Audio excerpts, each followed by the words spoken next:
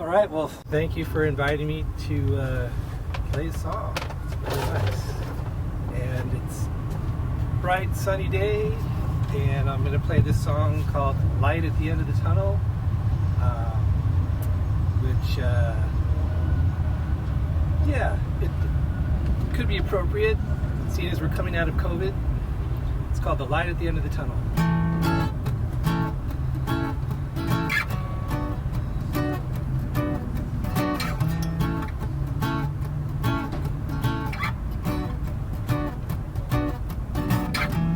There is a light at the end of the tunnel. It's getting closer. Can you see the light? Though we have not spoken in many silent days, my love for you is not receding. After so many years, we are not parting ways. I can't imagine either of us leaving, because in the darkness a fire burns. Deep inside my heart still yearns for you. There is a light at the end of the tunnel.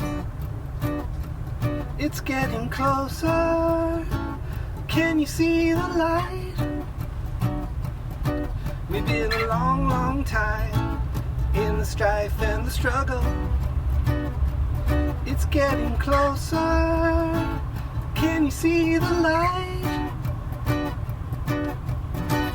I recall the first time we walked along the beach, holding hands without a care. The stars above us shining just out of reach, calling out, you're nearly there. We were innocents then and so naive. After all that's past, I still believe in you. There is a light at the end of the tunnel. It's getting closer. Can you see the light? We've been a long, long time in the strife and the struggle. It's getting closer. Can you see the light? When I finally get the courage, we're gonna talk things out, find some release from this tension.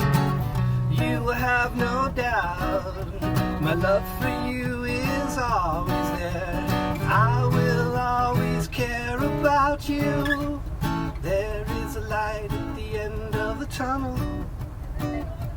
It's getting closer. Can you see the light? We've been a long, long time in the strife and the struggle. It's getting closer. Can you see the light? There is a light at the end of the tunnel. It's getting closer. Can you see the light? We've been a long, long time in the strife and the struggle. It's getting closer.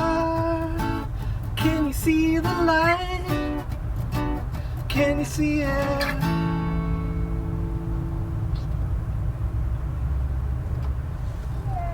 Yay! All right.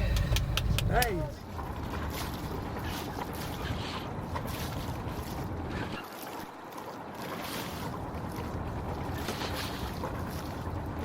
How has your music and creative practice helped you through the pandemic? Or has it? Definitely helped me through the pandemic because it was the only thing that I focused on, really. Because there was no live performances, I focused on songwriting and recording. With the recording, the part that has always been real tricky is not just the recording part, but the mixing part.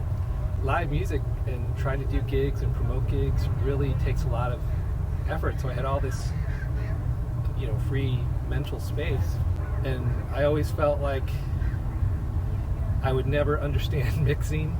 Like it's just one of those things like, oh, I'm not good at math, and something that people say, it's like, oh, I'm not good at mixing, blah, blah, blah, blah. But then I buckled down, so that's how music helped me.